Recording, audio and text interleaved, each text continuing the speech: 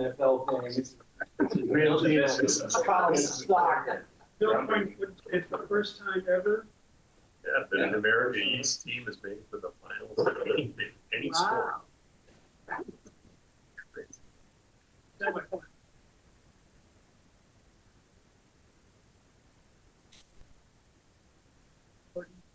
Yes, we're recording. We'll just double check, but we should be good to go. Everybody downstairs, meeting space in the hall. Up.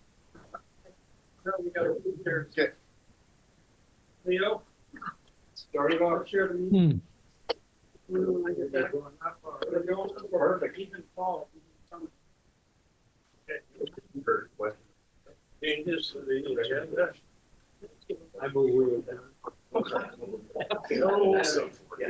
see what me has to say before we go ball over here. Any changes to the agenda? It'll be done by the time we get back. Perfect. Analysis here. Alice and Brian are with us. Ryan Boyd. Yes. Hey, Brian. Yeah.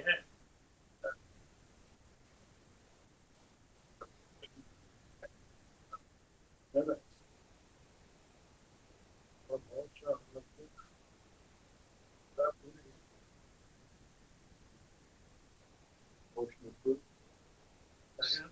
I'll second it. One, I think there's a typo.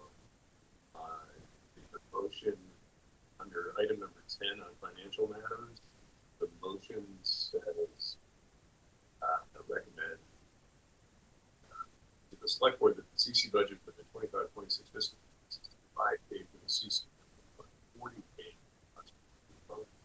10K. 20K.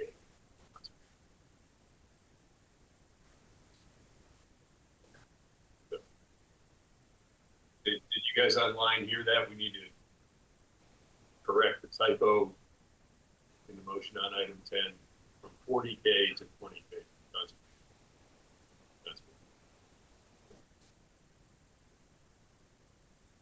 Coach Phil. All in favor? Right. Okay, update of floodplain reconnect. Brian, way over there.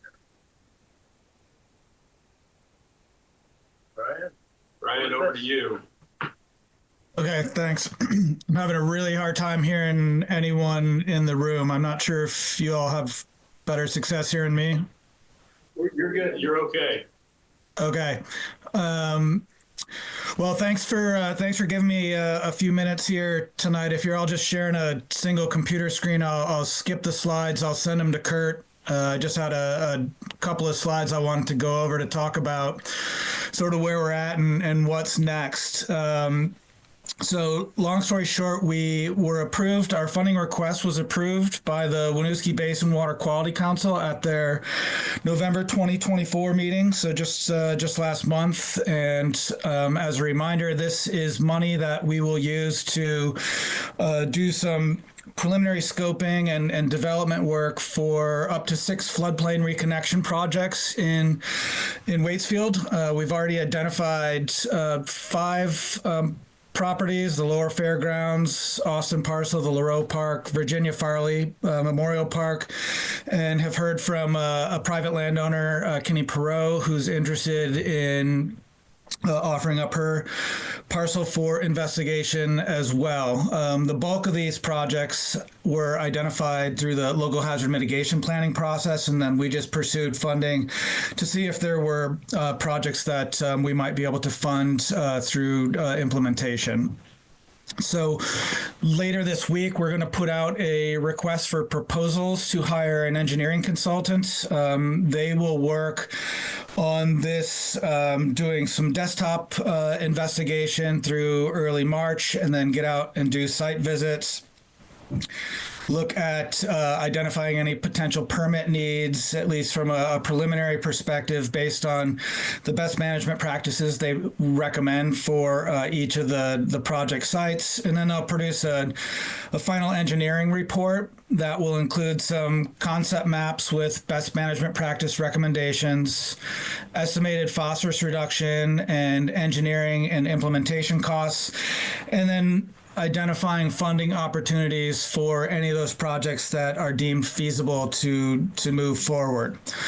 So I'll just say that, we're in, I think, a really good place right now. This is, again, just a preliminary investigation to determine whether any of these sites might be good from a flood mitigation perspective, what the engineering at said sites might look like, whether or not the projects are affordable and are something that either the town or private landowners would be interested in hosting on their property. So once we wrap up this preliminary scoping phase, at that point, we'll, make some decisions together about how to move forward. And CVRPC is happy to help with identifying additional funding opportunities to get these projects through implementation. So I'll stop there and happy to answer any questions that folks have.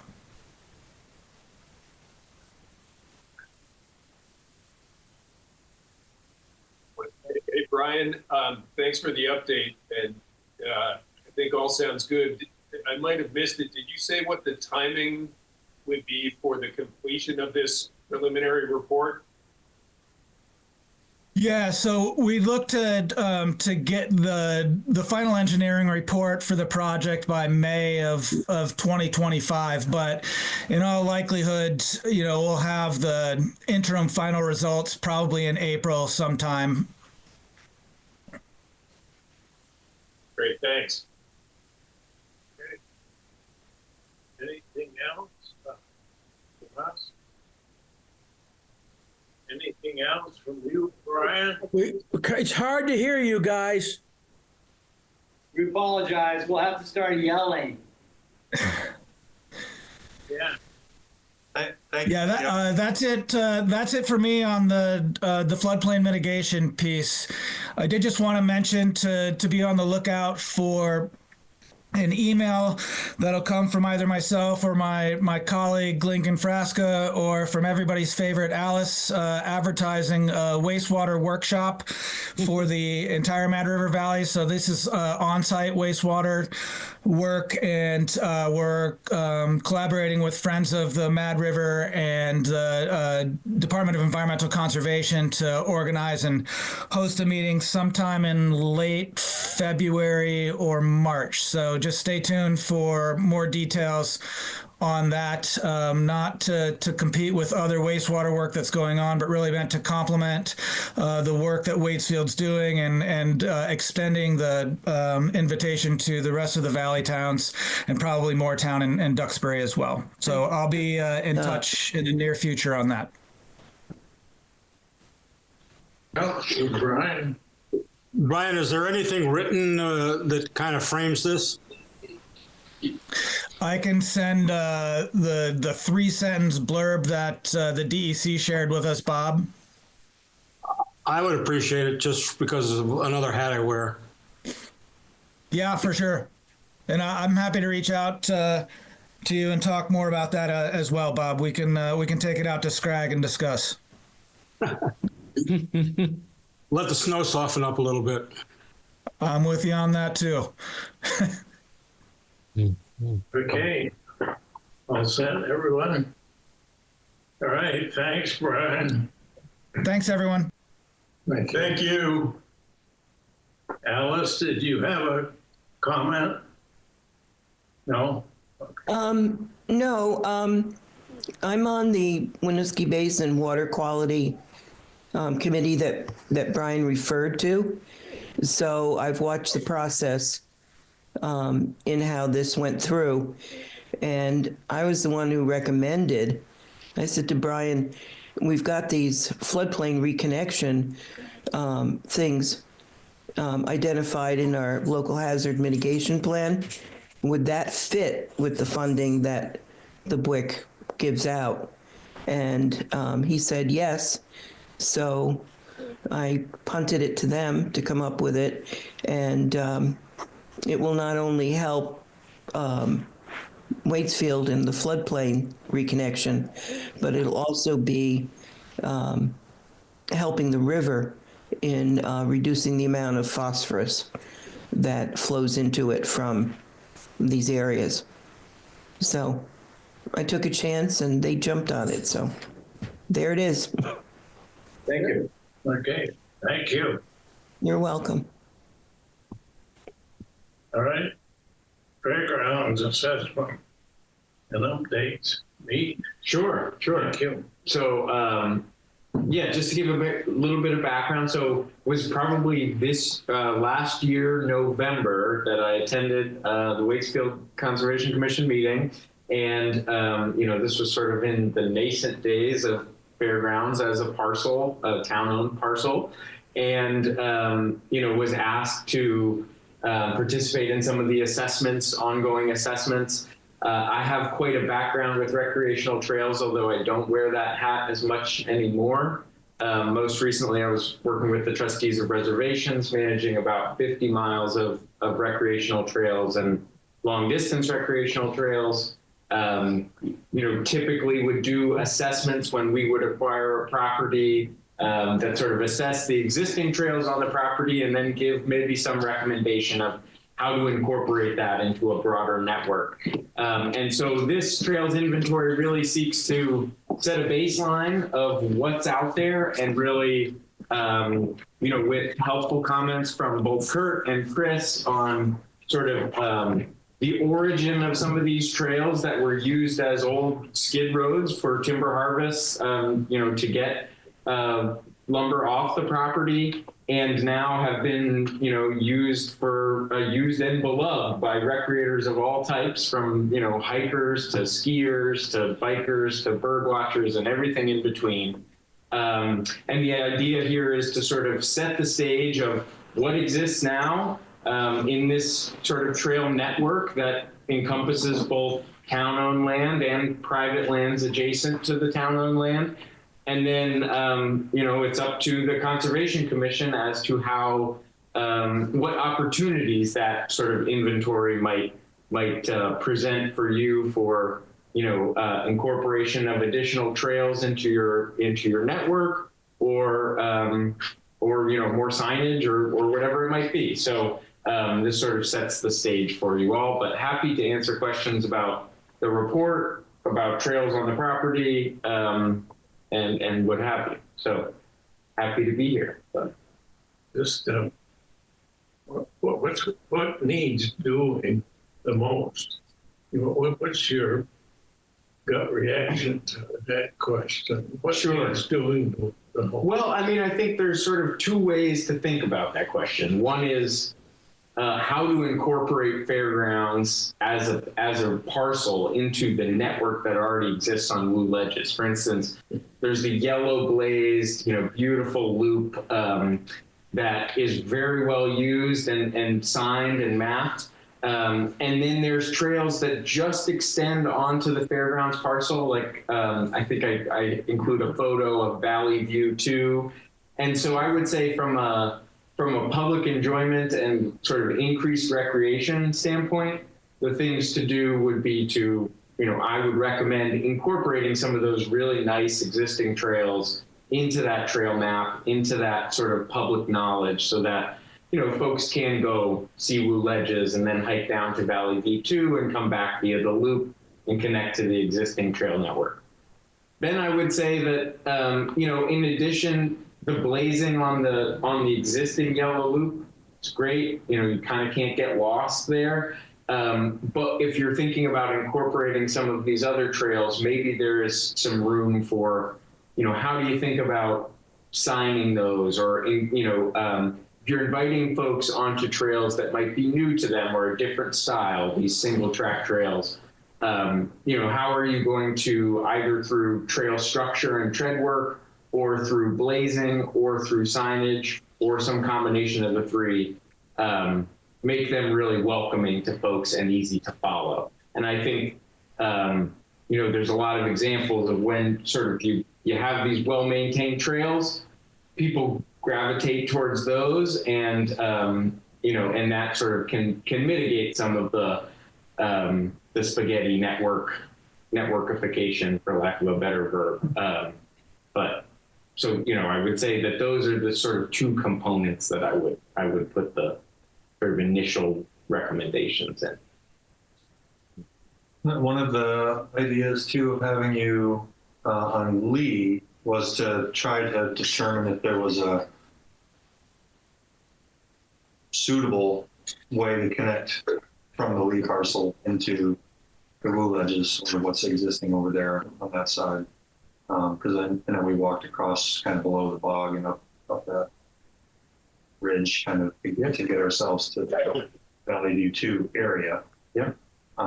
So I know that was part of what you're thinking of. And I think part of, I guess one of my questions is, you found one place that seemed fairly suitable. It would obviously require a stream crossing. Yep. And then there's two other places that are kind of already existing, if you will, and that they didn't really show up, but then just kind of get your opinion on how if anything, to use those lower pieces. I mean, I think that, sort of, I outlined that sort of potential future trail in sort of the suggestions map, mostly because the grade is quite sustainable and easy. I mean, we sort of walked a portion of that when we did the loop. And, that is part of the reason why I think that is a good option. However, that end point, where it sort of connects back to the boggy area, could easily be shifted to use sort of that existing rock crossing of the stream. I think if I were thinking idealistically, having sort of that lollipop style with one stream crossing might be a great way to focus efforts on sort of one way to cross the stream. But if that had to shift, and sort of follow the northern edge of the stream for a while and then connect into that trail, I could see that being a possibility as well. Mm-hmm. I think that right now, there's a sort of clear entrance point. A lot of folks, instead of walking through the fairgrounds themselves, walk right from the bridge along sort of the side of the Mad River there. And at first, the trail, and I think it's just because of the fencing, there's some barbed wire fencing, and so folks have sort of stayed below the fencing and also just, to not get up close to the cows. They stayed below the fencing, which is great. And then, but it sort of gets to a pretty steep bank. And so the trail, is narrow in some spots and eroding in others. But then when you get up to the height of land and you actually cross the stream, there's a nice sort of two rock, one on either side, easy crossing. So if there were a way to say, have the trail go around the fairgrounds field on flatter ground and then cross the stream in that location, I could see that as being a pretty reasonable way. Is that spot that you're referring to with the two rock at the, just above the waterfall? Exactly, yes, yeah exactly. Yeah. And that's, well hardened and well trodden, and flat. I mean, I guess the only point that sort of, brings a little bit of trepidation is the approach there along the side of the Mad River bank. I mean, it's pretty steep there and very narrow. So I could, if there were a way to get the trail up onto level ground and then approach the crossing, I think that would be great. They can swap the field back. Exactly. Or just, north of 10 feet. Exactly. Yeah. But so the route that you have in your map of trail route suggestion shows a new route instead going from that southwestern corner of the property, the church parking lot entrance, around the edge of the field and then cutting across the stream and finding a way. Is that the route that Chris was?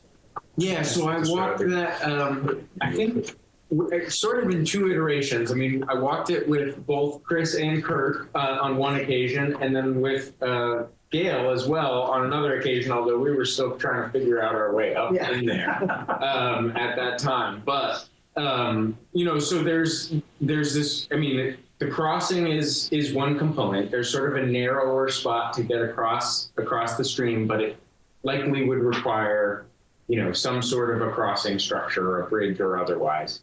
But then there's a really nice sort of grade that gets up to this really beautiful ridge line that sort of is rocky but easily hikeable, and it takes you from the hemlock forest at the sort of lower elevation where it's wetter and cooler, and then you sort of all of a sudden pop into the northern hardwoods, and right then you arrive to the existing trail, which goes to Valley View 2. And so that might be a nice way to sort of see a different part of the fairgrounds property that's unique to the fairgrounds property. There's sort of this small wetland, and then the hemlock forest, and then come to the trail network of blue ledges. The advantage there too is, of course, you can imagine if there were the potential to have a parking area, or either using Lady of the Snows, or if the town were to decide to do some sort of other development with the fairgrounds, the lower elevation field of fairgrounds, and there were the opportunity to have a small parking area there, it would be a great, easy access trailhead without sort of having to circumnavigate the field to get in. So,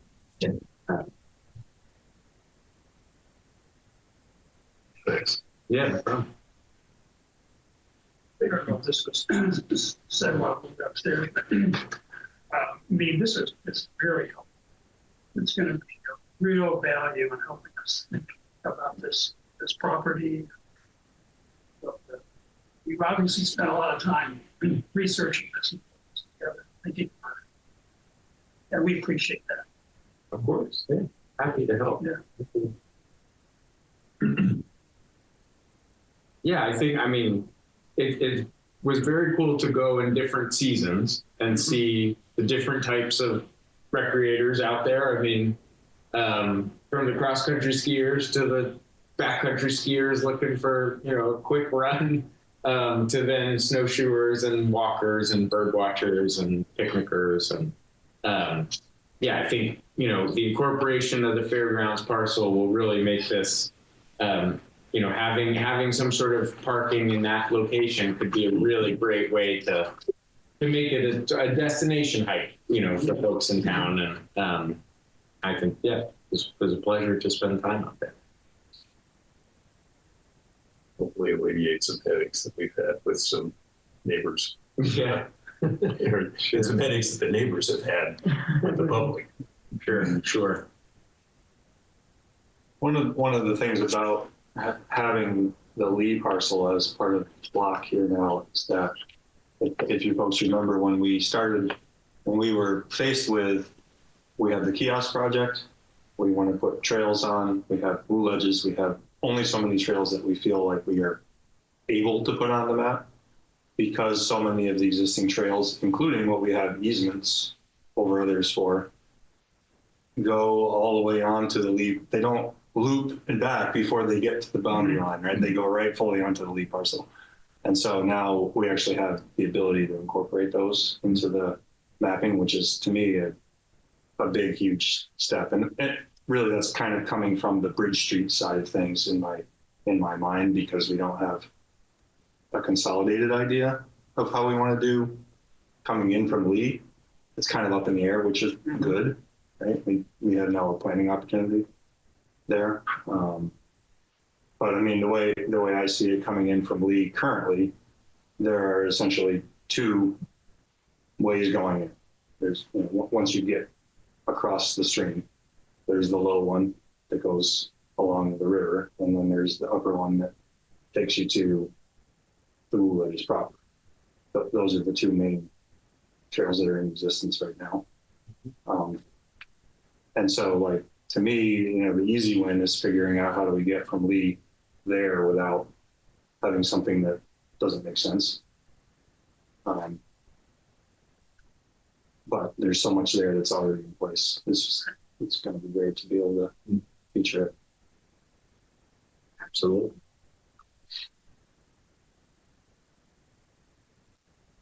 Anything else that you'd like to kind of highlight that hasn't been brought up that you think we ought to have in our minds? No, I mean, I think the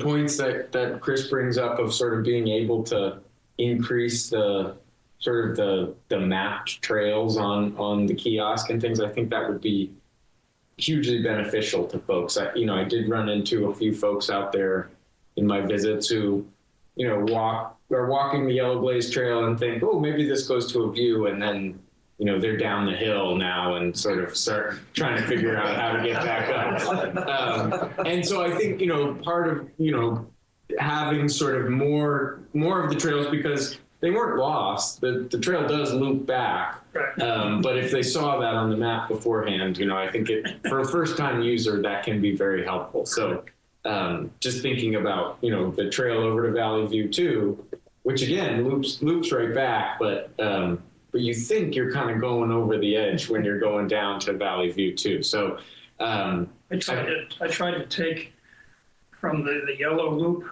yesterday. Okay. On your red to get to the view, and I could have used some trail signs. Sure. We got there, but I don't think it was following this. Yeah. You're the first person who's ever had that experience. Could I ask a question over here?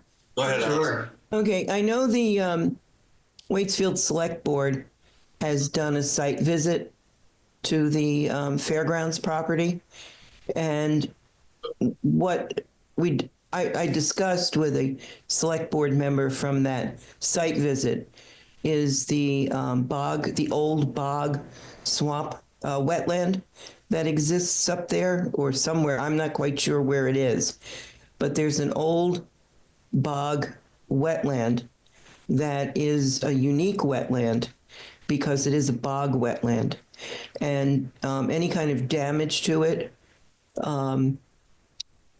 it's not something that would be restorable to its original old bog history. And that's something that really, when you're doing your trails, that should really be protected as a unique characteristic of the wetlands that exist on the fairgrounds property, and also the hemlock forest area.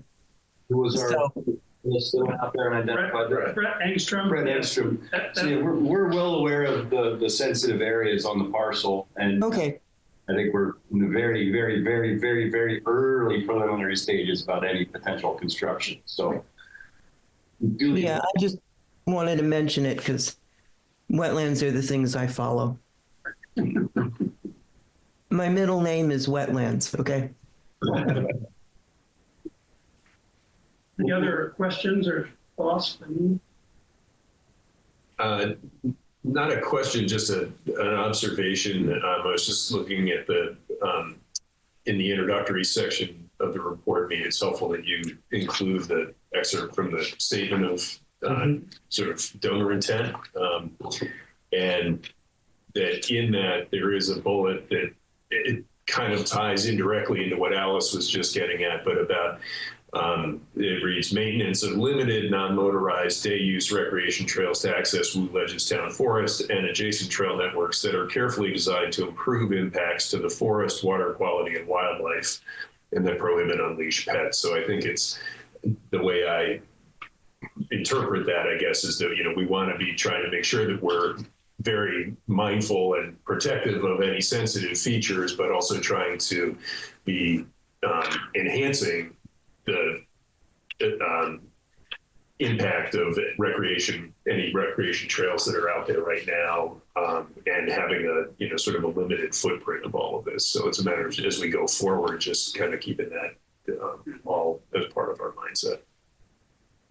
Yeah, and I mean, just to echo that, I think there's a great opportunity with sort of, refining a trail network with the incorporation of a new parcel to just as sort of is stated in the fairgrounds wishes, is to create a network that's well thought out, that has minor, lesser impacts both on the Lee parcel, the new parcel, as well as on the Woo Ledges parcel, and sort of, as the commission is thinking about a trail plan holistically, I think, all that will come from that process is a really well thought out sort of vision of where should we have the trails, and we should have the trails. So I think that's great. I would just add to that I've been working with on climate change, with the climate council for their new 2025 climate action plan. And we got in there was a discussion that happened in a meeting today about trail networks and about the transportation part of this climate action plan. It was talking more and more about, the ways to mitigate CO2 emissions, and talking about multimodal types of transportation possibilities. And one thing that came up is that all of these innovative ideas also need to be done with climate change in mind, and disaster and flood mitigation in mind, and that it's really your natural habitats and resources that are the number one protection and reduction of climate change effects. So that's my little, soapbox for the evening. Thank you. Can I just mention one other thing, I guess, maybe while we've got you, just curious if you have any further thoughts on kind of next steps for assessing some of those potential stream crossing sites, and, what would be involved in having a viable crossing there. I realize that's like only one part of establishing an official trail that would go on one of those routes. But anyway, just. Yeah, I mean, I would recommend assessing sort of the structural integrity of both banks, and where the locations might be suitable for foot traffic, and for I think there are some sections where the stream is quite wide, and the sort of the banks are quite low grade or not very steep, and those areas might be sort of more dynamic where the river's moving a lot. And then there's some sections where there's, rock on both sides, and that might be a suitable location to have a bridge or some other type of crossing. And then I would also say, really using whatever the river gives you. So in this case, where there are rocks that could be built upon or used for those sort of crossing structures, whether that's just foot traffic on rocks or a bridge, utilizing sort of rock piers on either side. There are some locations that 10 to 12 foot span bridge would be sufficient. That could be done with wood. That could also be done with, they make aluminum prefab bridges that span those distances that can be anchored for foot traffic. I've seen a lot of different sort of scenarios, but I would say, spending more time, the location that is called out on the map where it crosses is just from walking up and down the stream to find sort of the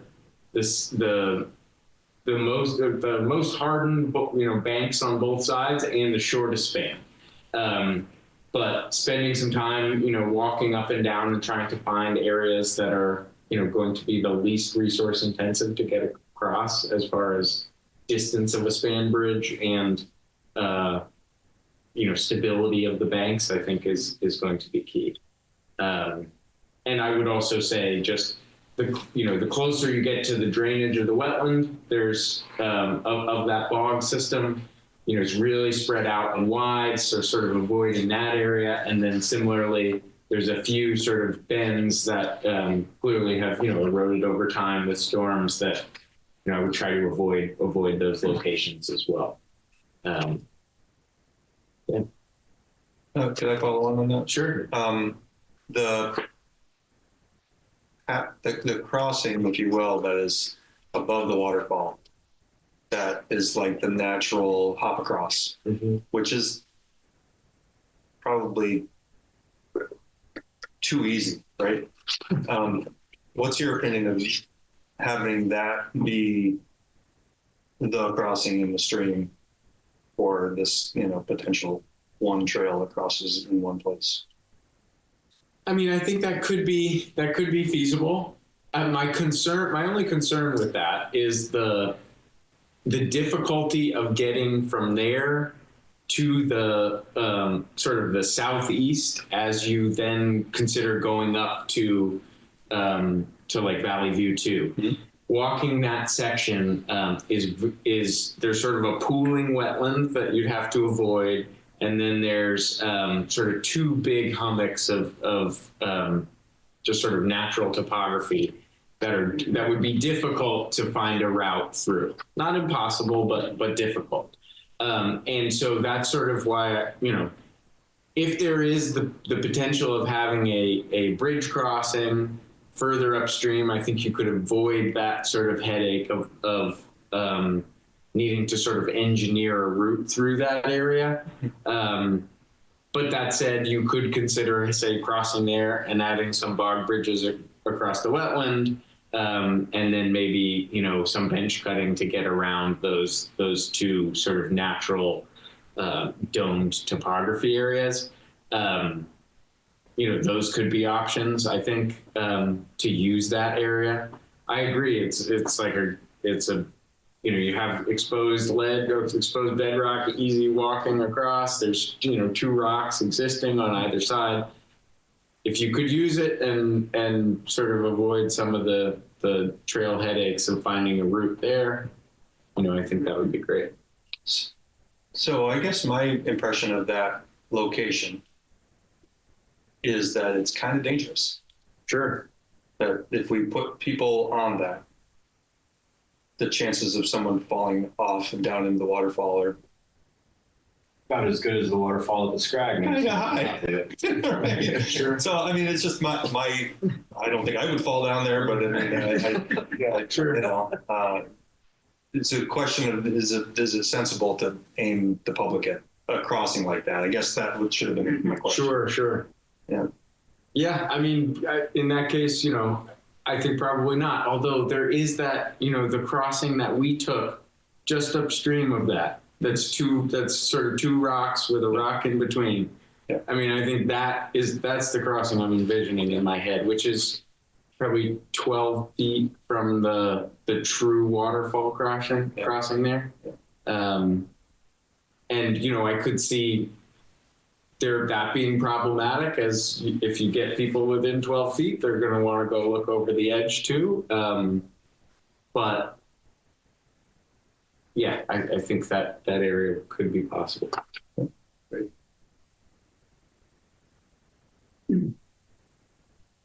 I know you have another meeting Yes, to get to, right? I do. I need to run to the Berlin. Yes, Berlin Select Board. So, but thank you so much. This has been really wonderful. And feel free to reach out with any questions, or if you want shape files or maps or anything like that. Happy to share those. We know where to find you. Yeah. Back out the field. Yeah. Absolutely. I can always be dragged back into the field. That's a pleasure. Well, thank you so much. Thanks, Take care. holidays. And happy holidays and happy New Year. Thanks. Pass it on. I'll do it. The bird habitat. Would it make sense to invite Steve to come to one of our meetings, or I think what we have is sufficient? I thought he was coming tonight, but that was just a mistake in my head. No. Yeah. No. I thought it was Steve and the county forester, Randy. He got behind, so he's coming next month. Oh, cool. So, Brandon Benedict. I'd like to have Steve here. I like you, Steve. Mhm. I was there, so it's like, I remember him last time. There's really no downside in having Steve come down to us. Other than imposing on his schedule Right. and making him drive. I mean, if he's willing to, Okay. You could also do it. remotely as a fallback. Okay. Yeah. Yeah, I enjoyed it when he was in this down here years ago. Okay. I would like to highlight one thing from this inventory, if you guys don't mind obliging me. In the page, it says trail inventory and conditions, which they're not numbered. It's this page here. Yeah. There is a line in here that's, I didn't want to bring this up while he's here. That's a little unnerving to me. It's the second sentence. The entirety of the trail system, parentheses, including Blue Ledges, Town Forest, Fairgrounds, parcel, and adjacent private lands, on parentheses, receives a high level of use from multiple user groups. That statement's just there. Now, I can appreciate that he's spent a lot of time out there with snow on the ground, seeing ski tracks, probably bumped into a bunch of walkers, dog walkers, etc. He laid out the groups that he saw while he was sitting here, did not mention mountain bikes. My impression of this trail network is it's very old, it's very worn in, and it is not a high level of use. It is certain people use it a lot, but as far as like, it is not going out the back of the Lareau farm up the Revolution Trail. That's high level of use. This is, okay, well-used trails. It's a matter of semantics. I understand that, but these are not highly used trails. I mean, I can be out there for an hour and a half and not see a single person in the middle of the day on a Saturday, you know, so. But if you look at other user groups, I mean, I know just driving up the road to go home, it's like there's flocks of people that are parking on Bridge Street and walking up to Hastings or wherever they're going in to go walk up the Scrat or Blue Ledges. I mean, there's way more pedestrians that are using that than are using the trails or the road. So I just, Oh, yeah, you know, I mean, the mountain bike routes are designated over there. And I agree with you, Chris. I think it's a lot of our older veteran riders in the valley who, when it was Denny Land and it was one of the only places you could ride, it got a lot of use. And that use from a biking perspective is probably waned with the development of all the other trails that are more publicized and more mapped. Yeah. So I can agree with you there, but I do think, I'm not objecting to his statement, but I do think they do see a pretty good amount of traffic up there if you don't just put the blinders on the mountain biking. Yeah, no, I agree. But I mean, to call it high use on those trails, I think is going a little overboard, honestly. Do you have definitions? I mean, there's got to be definitions. For No, but that's right. It's a matter of semantics, right? So that being, I just wanted to bring that up because So, my concern would be that if we really believe that there's more use than there ought to be, then you might start thinking about curtailing, and I don't think that that's where anyone would that. From a user's, from a damage to the trail, is from a stewardship standpoint, from a maintenance standpoint. I mean, my impression is you have skid roads, deer trails, and cattle trails that have been adapted for trail running and mountain biking and skiing and walking. That are really, I mean, you can certainly find them when there's this much leaf on them because they're they're just there, right? So I see them as very hardened trails that are in really overall in very good shape because they don't really erode very much. We have the one or two spots we know could use some work and time, but yeah, and we've identified those, and there certainly is some areas, and those are generally in the areas which were on skid rails, which that's natural, right? That's been well. they got worn down by the machines and the Yeah, it's been disturbed, right? So anyway, I just that was the only thing that sort of struck me. so was Is there your a concern the fact that he didn't mention bikes and that would No, increase it's fine that he didn't mention bikes. He mentions it here in the narrative. It's just when as he was running down through his list of users, that wasn't one of them. And my concern was that didn't really equal high level of use. Using that statement is pretty strong, in my opinion. since, I guess since we have the Lee property, I've spent a lot of time walking both parcels. Mhm. Each time I'm there, I may see one or two other people. That's it. That's it. So. Okay, so we're on the same page. Yeah, yeah. So linked up to your thinking, not having biked up there, there's some places I wouldn't want to bike. From the standpoint of, I'm thinking public liability. And Yep, we've been down that road. When I first got on this commission, we were really close to that agreement with Med River Riders to let them maintain trails out there. And we had some serious pushback from a commission member who was concerned about public liability, right? There are places that are Med River Riders sanctioned trails that have places that are more dangerous than most places out here. So we don't have a public liability issue, as far as I can tell. Particularly, you would for me. well, particularly if we're not steering people directly at it. Right. Mountain biking's come a long way, but I just said that. It's more like load people just walk ledges and having a picnic and maybe a couple beers and pull on. I mean, absolutely. That's Yes, the concern. that scares me every time I'm there. The initial problem with Mad River Riders wasn't they wanted to designate the trails, then which were skid trails used for logging. I wanted to narrow those up and in the process secured some kind of commitment from us that we'd never use those trails, skid roads again.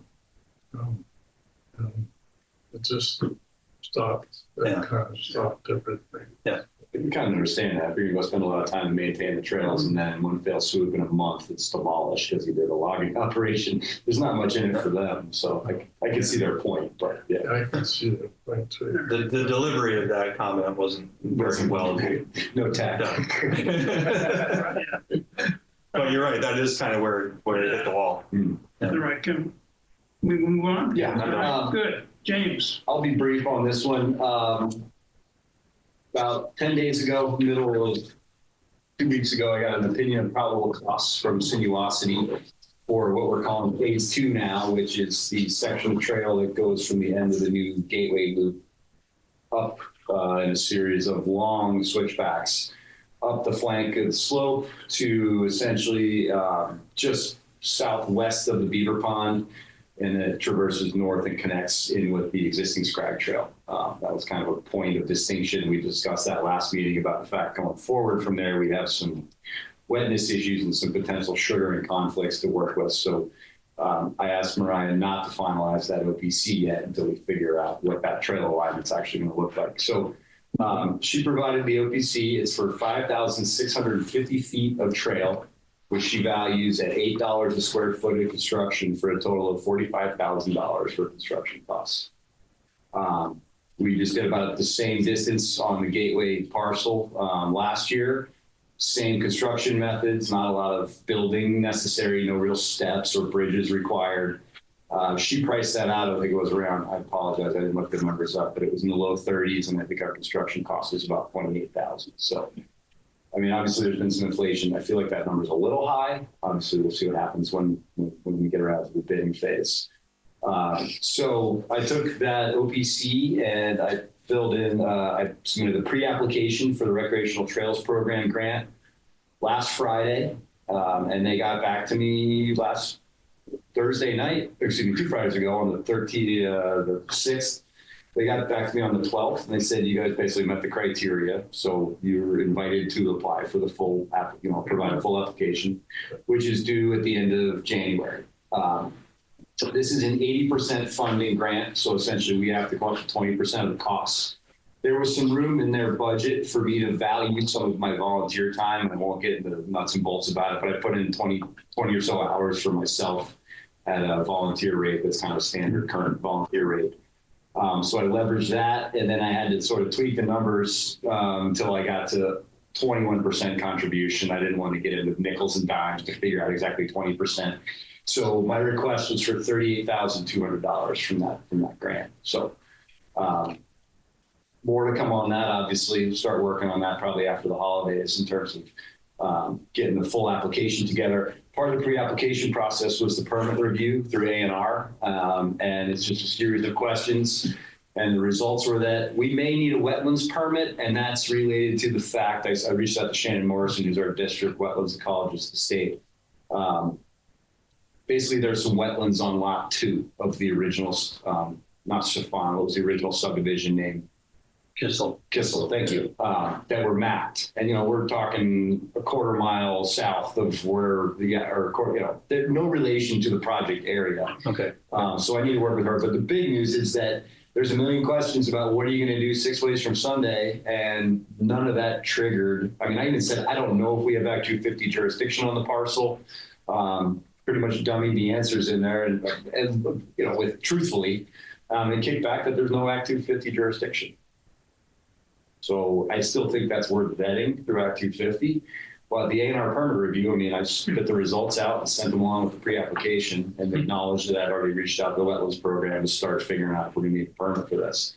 And that was enough to trip the criteria. So we'll get working on that after the holidays. The Land and Water Conservation Fund grant application was submitted last Friday. That, again, is a 50% funded grant, and that one has a lot more agreements and legal documentation that's going to be required. And they're essentially saying, if you get this, you can't start construction until June of 2026, which it's not the end of the world. And it would provide for actually less funding than the RTP grant. Mm-hmm. So I still will submit this pre-app's been submitted. FPR folks got back to me within a week of the RTP grant pre-app. So I'm hoping that, in the next week or so, I'll hear about that one.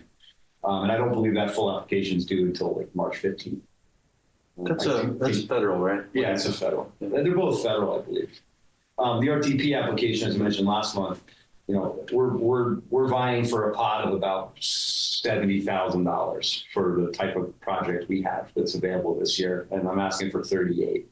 And it sounds like there's probably 20 or 30 applicants this year. So I'm not getting my hopes up, but that's all. We don't need to dwell on that stuff. I think it would be good, though, Chris, if we can continue to kind of move forward with getting some data and try to figure out what we want to do with Mariah. I mean, ultimately, if we can determine the sugaring is out of its lease, then it's an easy one, and she can finalize her work. If we determine, though, that David's well within his rights in the sugaring lease, and we need to decide whether we want to try to work with him to put the trail network through the lines in a small area, or if we want to just have Mariah go back out and find a way to avoid him. Yeah, obviously. I haven't got with David yet. No worries, it's the holiday. We got some time on that one. I think right now we have phase 2 is kind of in the can. Yeah.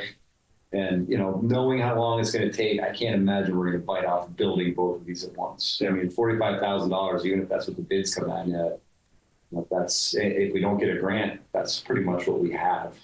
So back to that, her estimates were 5,650 feet of trail, $8 per foot, linear foot. Yes. Okay. And it's, spec 12 to 18 inches. Yeah. She provided some good feedback. She obviously, when she was doing her work this fall, she walked the new trails that were constructed. Mm-hmm. She thought did a pretty darn good job. Mariah is very sustainability minded, and she does all of her work based on a lot of existing guidance and principles at the federal level, state level, private level. And I guess she's working with a group, and I apologize, I don't remember which one it was, but there's a whole new trail construction guidance coming out, and she wants us to encourage that we include that as a design specification when we go to RTP. She did comment that there's a few spots on the new construction we have where she didn't think he did the best job. But that'll happen. Yeah, I mean it's 5,680 feet of trail. I mean, every now and then you have a few feet that aren't perfect. So. I guess that's all I have. Great, thank you, Josh. Last thing is, I don't know, Bob, have you been up there to check trail maps in a while? Or have you been up there in a while, I should say? Well, the last time I was there, probably 10 days ago, there was 3 or 4. That was it? Yeah, but I don't think, and I had been going up there regularly at that point in time. I don't think anybody's taking it.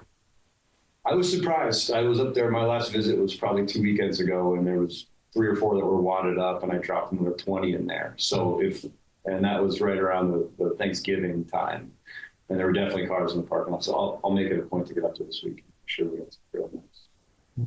I was surprised how many people were using it during hunting season. Just because I put 20 in, and 2 weeks later they were gone. I put 20 more in, and that was right through hunting season. Visitors at Thanksgiving might not think about. Oh yeah. Well, I think a lot of people use that lower section. I mean, they're not the ones grabbing trail maps, but I mean, there's a lot of use on the lower ends of the parcel. Yeah. So, I was there after the nice snow we had. Sunday morning, we was there, 14 cars there. Wow. That's It heavy was, the use. lot was full. Were they up the mountain or were they basically in the down? I didn't see too many people, so I don't know. I would just like to, again, thanks James for all this grant application work that he has been doing. I think I really, really appreciate that. no problem. Thank you. Well, James, if you need any help, Well, this was all just checking boxes and very little narrative stuff. And so as I start diving into the actual stuff, I know I have at least a proofreader lined up. well, You know, a lot of it's just pulling the details out of what Mariah, I mean, the OPC is 2 pages long with a table. Sorry, I'm going to take one more minute because she did include one other piece, and it was a little odd to me because I think she incorporated in the current scope of work some previous discussions about the Scrag Trail. She actually included $2,888, which was 48 hours of labor to decommission the section of the Scrag Trail that we're going to avoid with phase 2. And I know we hadn't really gone as far as to pull the trigger on decommissioning that. So again, we don't have to, it's just the OPC. We can do what we want with it. But I don't think that was part of the current scope of work for her. So I think she's just bringing in old recollections from a lot of her time up there over the last 10 years or so. In fact, we wanted to get away from that at one point. And we may still want to in time, but until we get everything else in, we can't. So Yeah. So do you mean that decommissioning the section basically from the Beaver Pond current access up? no, Down. below the Beaver Pond. So phase 2 is going from the top of the new loop up to the Beaver Pond, essentially. Yeah. So she's thinking we're going to get on the new loop, go out to the end of the loop. And so basically that height of where that new section crosses the Scrag from there to where the new one would come back to Scrag would be decommissioned. Oh, So, we still have the main road going up through, I think. Wait, hold on. Which So explains- what you mean is what we're currently hiking on, going from the second waterfall up on the old skid roads Yeah. to the level of the Beaver Pond, basically. That gets decommissioned. Well, that's what she included cost for. I mean, it just I mean, we don't make have it to a skid do it, road, right? I mean, it's just basically on the skid. So Yeah, right. yeah, people, as soon as it's not attractive to use it, there won't be a lot of decommissioning. No, and that's. Other than some shoveling. I just wanted to know. Barge open. Yeah, I just thought it was weird, because I think we had talked But about. do you have tags on there? Are there trail tags on that? Yeah. yeah. So I'm taking that. Yeah, there's yellow guns. Yeah. I mean, I think she's But it was concerned big. because it's not sustainable and there's erosion and things like that. And so if we keep it open, we're always going to invite more erosion. Those sorts. I mean, I see where she's coming from. I just thought it was odd that it got kind of added on there because it wasn't really part of the I current. think 2 years later it'd be grown in. I mean, really, the thing to do there, I mean, if you think about it, it's almost like the conversation about the big culvert down by the parking lot. Let it become a forestry issue, right? That is if we're not hiking on it all the time, and you clean out the water bars, those trails are fine. They're put to bed properly from a forestry standpoint for AMPs. Let them revegetate, and yeah, I hear her point. But if you look at the way the Dugway ended up after we, spent a fair amount of money getting it rehabbed, looks pretty awesome at this point. And there's still a couple of weird places where there just wasn't any. Right at the bottom where it's first roped off is still pretty ugly, but it's all just rock. Yeah. That's why it's not. I did pull the silt fence from that culvert installation. When I was up there last time, it was, it was not serving any purpose anymore. It was pretty much dilapidated. I was gonna just take it to the town office or the town garage and throw the dumpster there, and I realized I'd probably ask first. It's a big wad of silt fence. Did you check with your site engineer on that before you took it out? Well, it's been there for 2 years. I mean, you basically get rid of it when it's ineffective and everything around it's been stabilized, but it's the case, so it's out. And it's just rolled up and it's near there, covered in snow right now. Deal with it in the spring. Great. All right. We've got 22 minutes. It's a longer drive. That's true. That's true. Who's open? What, now? Okay, good, all right. Yes. All right. Tri-town meeting highlights. Quickly, Bruno, I think it was Ted, great. Phil. I think it was great. It was good to see the fair towns, and I think we agreed to have a couple of meetings. I mean, meet at least twice a year. One with Justice Commission, and another one with extended parties. So we're trying to target the next one, in the fall with the extended parties to extend them.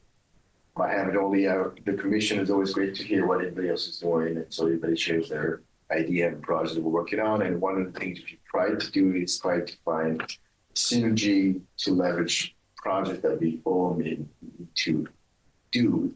And so it's something that we need to figure out better ways to communicate with different towns, commissions, so we can have an open dialogue, something that we should be thinking, exploring, and working. And we haven't really finalized any specific details, but trying to stay in touch with it. But that's a high level that I think about. I'm sure there's more to it.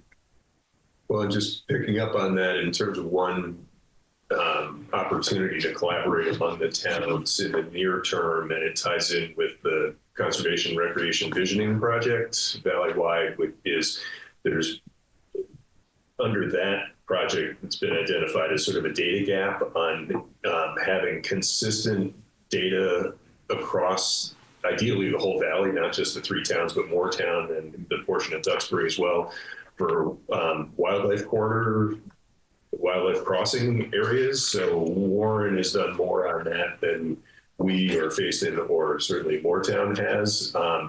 And, we've done some here tied in with the Act 171 process, but anyway, so there's an effort under CRV.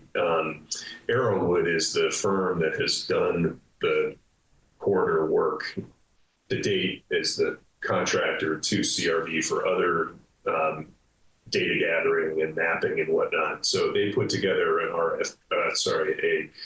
a scope of work and cost estimate for sort of trying to get to consistent valley-wide data on all of this. It comes to about 50,000. I haven't had a chance to look at that proposal yet. We, the CRV effort and towns together, don't have that money in hand right now, but there's I think a willingness to try to do grant writing to try to get it, and maybe tap into some ARPA funds and whatnot. Basin has some money that they might be able to put towards it and whatnot. So anyway, just wanted to let you know, we don't need to talk, I don't have any more detail really than that to offer you right now, but just to get it on the radar is something that I think it would be a sort of a additive to the data that Waitsfield has for now, and just try to get, again, sort of consistent wall-to-wall data for the whole valley on all of this, and then have that help to inform a lot of things, including the CRP project and the consideration of potential future trails, and just trying to be as well informed, I think, and data informed as possible for where things get cited. Or where things get cut. Is there anyone that we have contact with in Moortown that can take on some of this, even though they don't have a commission? Yeah. There are folks on the planning commission, and they also have a recreation committee. And so there are a couple of people who are involved who are participating in the CRB steering committee. So Chris Stevenson and Clark Amadon, and there are some others I think that are interested and engaged in this sort of stuff. I don't have all that clear in my head exactly. But, so I think it's an ongoing effort to try to have valley-wide collaboration on all this sort of stuff.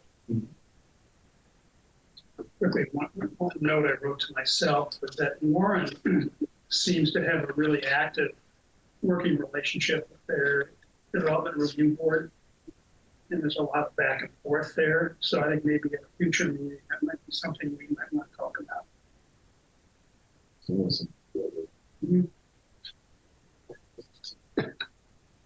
I think Ted brought up a development or a new house that was kind of going into the Lee Ledges block area that we didn't know about until a permit was issued. So I think maybe letting them know how we can help, what information we could provide. Well, that's what I kind of felt like the whole purpose of or at least the major purpose of Act 171 work was sort of identify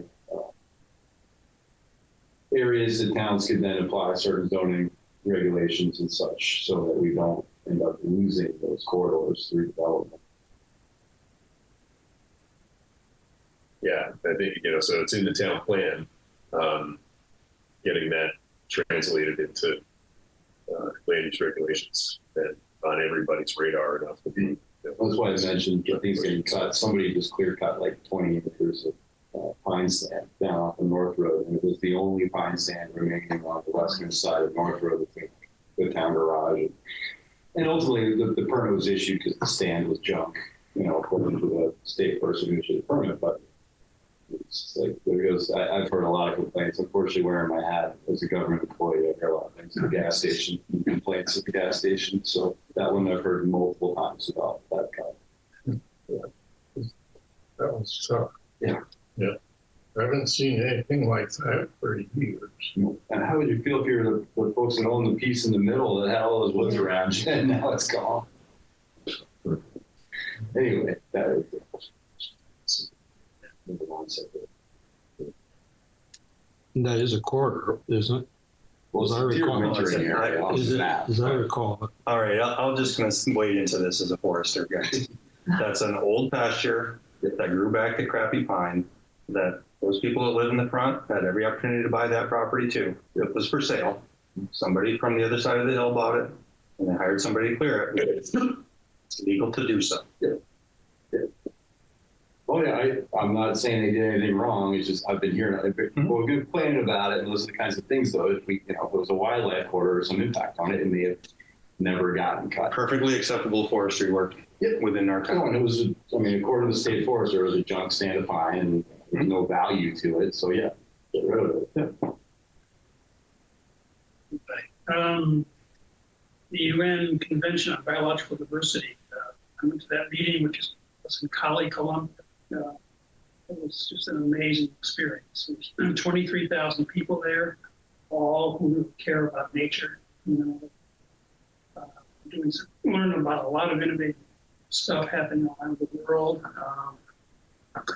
Some of the themes there, a new theme in this UN work is connecting biodiversity and human health. Human health. Emerging infectious diseases, as an example, where biodiversity really affects. So there's internationally going to be a lot more attention to that. And that issue also relates directly to invasive species. So there's a big push and a lot of activity on invasive species. There was a lot of interest and movement to involve youth, in this international work, and also indigenous people, giving them more voices, in these discussions and policy work. A lot of talk about the importance of subnational work. So we are working at the subnational level. So they really want to recognize the importance, that, and it's especially important for us in the U.S. because the U.S. is the only country in the world that's not a signatory to this convention. So puts even more kind of responsibility on our shoulders. So, we're doing good work here in that area. The last point, there was significant attention to what they call co-benefits.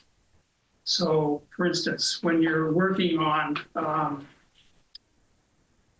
biodiversity, look for ways that you can find solutions to address biodiversity that also impact climate change, or social health issues. So, looking for solutions that address kind of multiple challenges that are in front of us. I went to one talk about it was a U.S. NGO that was working on biodiversity hotspots, like I think it was Borneo. And there was 75% illegal logging in this big province. And they found out it was driven by the need for the local residents to earn money to pay for health care.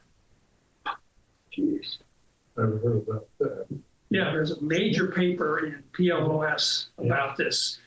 So they went in and they call it radical listening. They found out what does this community need? And then they worked with the community to develop primary care.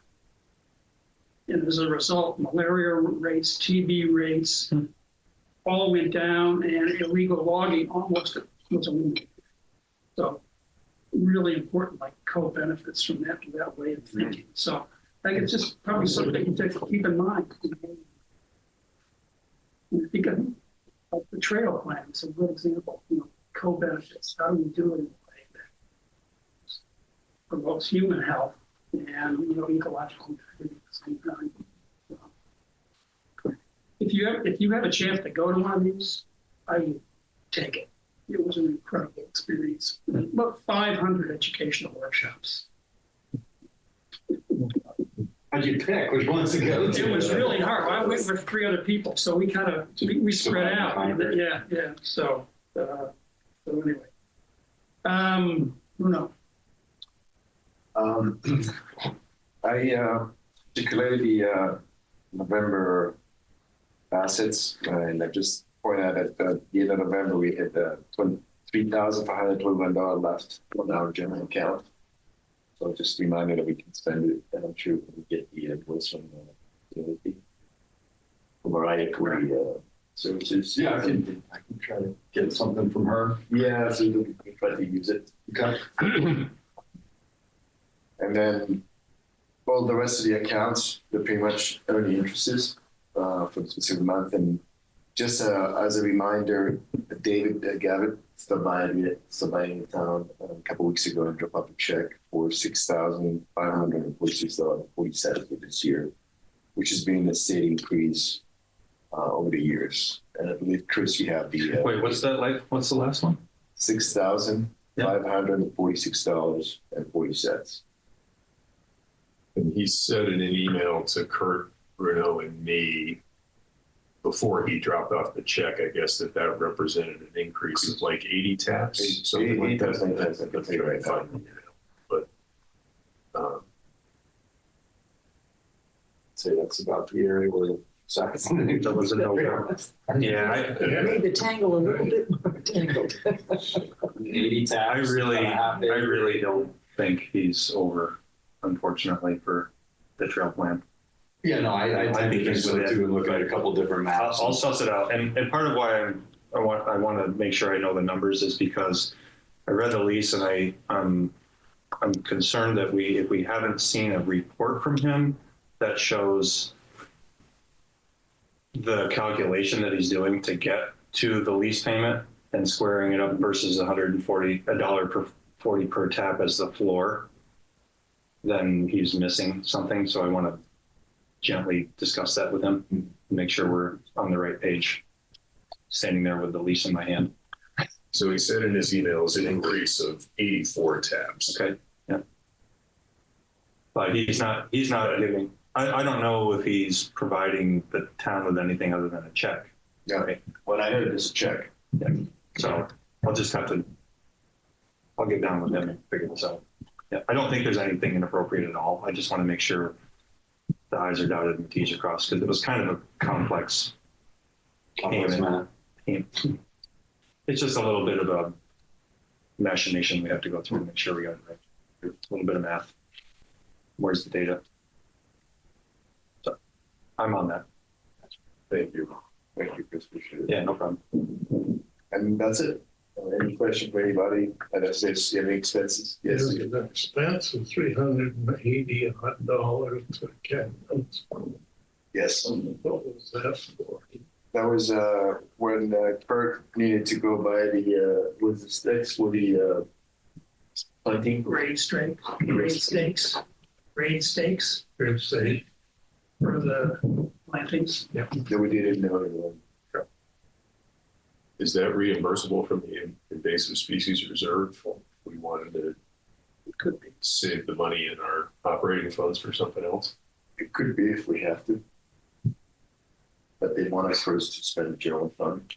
Right. Right. I'm just thinking if we've got the payment Yeah, to Mariah, Johnny, we we might did. see we've got the bear initiative We could on do that. here.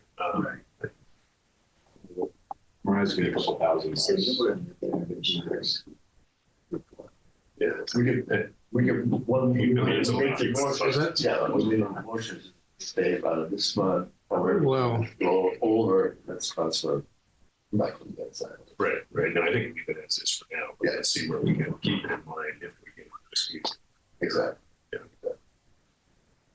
Thank you. Bruno did a nice presentation upstairs to the select board. Who seemed happy. They seemed pleased with our work. Go, Bruno. Yeah, Kurt does it all the time.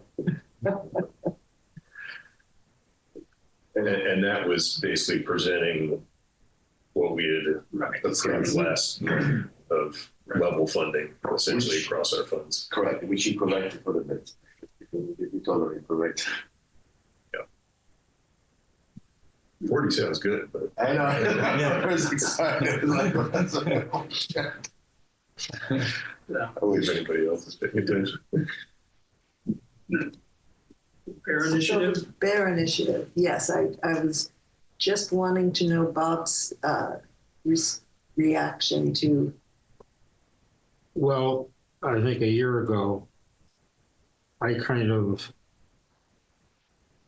Kurt and I had a conversation about, what are we getting out of this, or what are they doing? And I got to tell you, the committee work is something that I just couldn't be a part of it. It was craziness in terms of people and their ideas and nobody grabbing the tiller and doing anything about it. So, sounds why I have. what's that? You weren't a good fit, so you're saying? So I'm actually with you. I don't know how much, I can't even remember how much they asked. 500. Yeah, but the money is going to, they bought a stuffed bear for the tabling and coffee mugs for someone, but it just doesn't seem, there doesn't seem to Is be. defying my logic. Yeah, so I mean, probably for community reasons, we should. This would be year 3 of that, with that perspective. Yeah. So this was was driven by the Valley, and then Sugarbush was behind it. And who's in charge of it now? Well, I think Sugarbush is back down some. Yeah, the woman from Sugarbush has to step out for, who's been leading it, has to step out for health issues. So now it's just kind of even more rudderless, if that's possible. So it's not really, and I just kept thinking, I've only been to 4 or 5 meetings, but I'm thinking, what is the point? I mean, everyone agrees that, it's good to have information out there about composting and trash and, keeping vehicles locked if you're going to keep food in it. But it doesn't make sense as far as the, cost goes. Or the results. Or the results.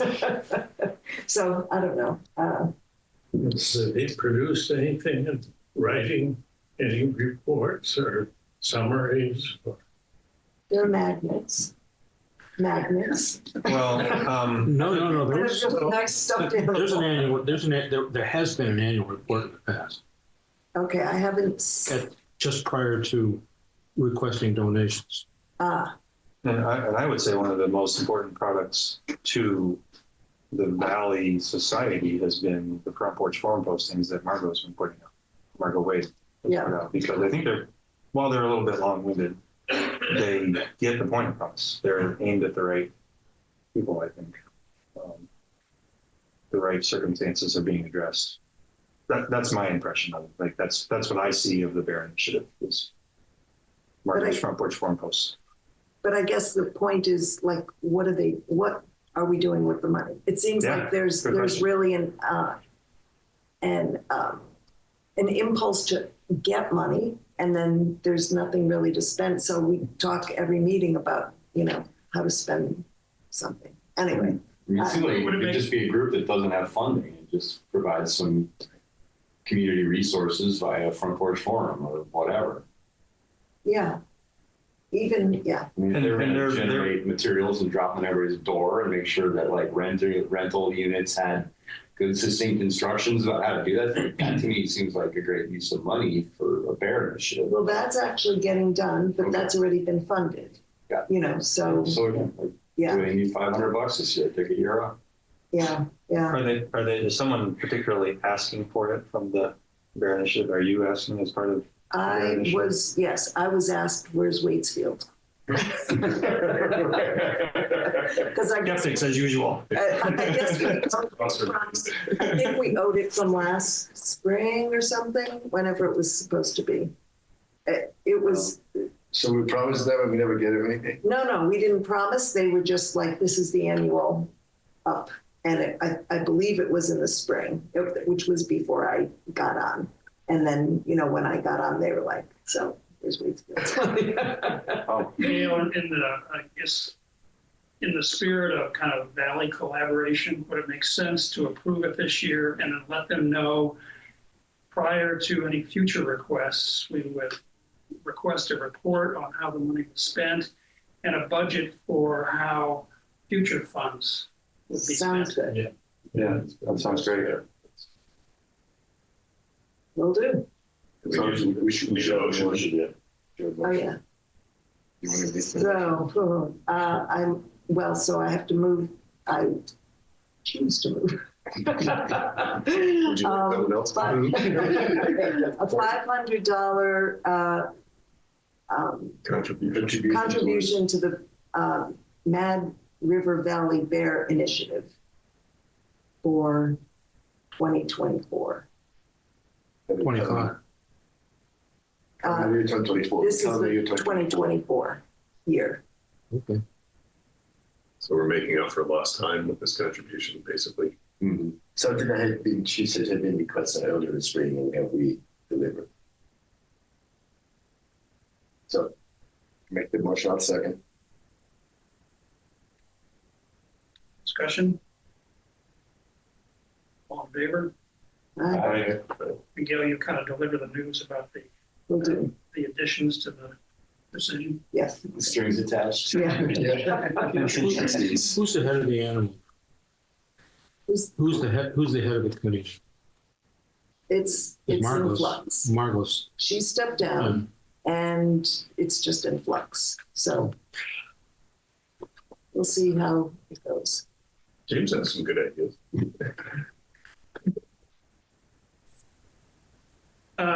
Next meeting is on the 20th of January. That's that Martin.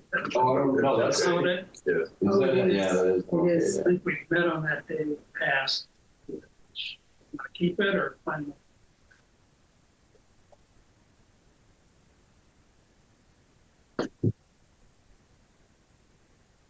Flexibility next month anyway, so.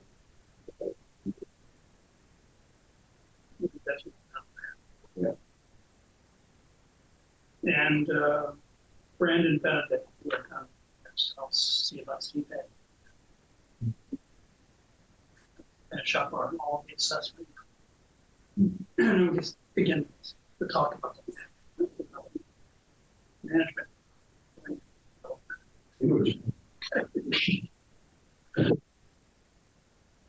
Any other business?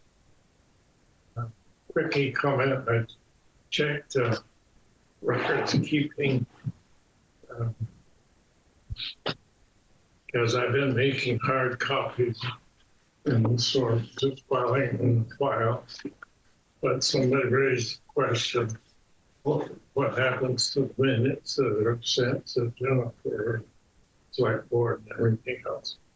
Jennifer says she does not keep our minutes anywhere. So the only hard copy around appears to be what I do. And she suggested that we place a file in the vault. And she didn't say what kind of file. So let's leave it to Kurt. I will work on it and we'll do something to comply with the meeting. On the website, there are minutes up until about this time last year, but there's nothing subsequent. So we're change, I guess. 24, there's no record except for But we just can't get the file to Jennifer and have her pick them on the website. Jennifer doesn't post this to the website for us, so it's town administrator. right. So somebody in town could do it again, I guess is what I'm getting at. It's not like we're. They could do it, you know, but we have an administrator for that. Post is vacant. So It's logical to assume that once we have one, we could easily backfill 16 months worth of meeting minutes on the website. Yes. Yeah. Yes. Bert and I'll work out something.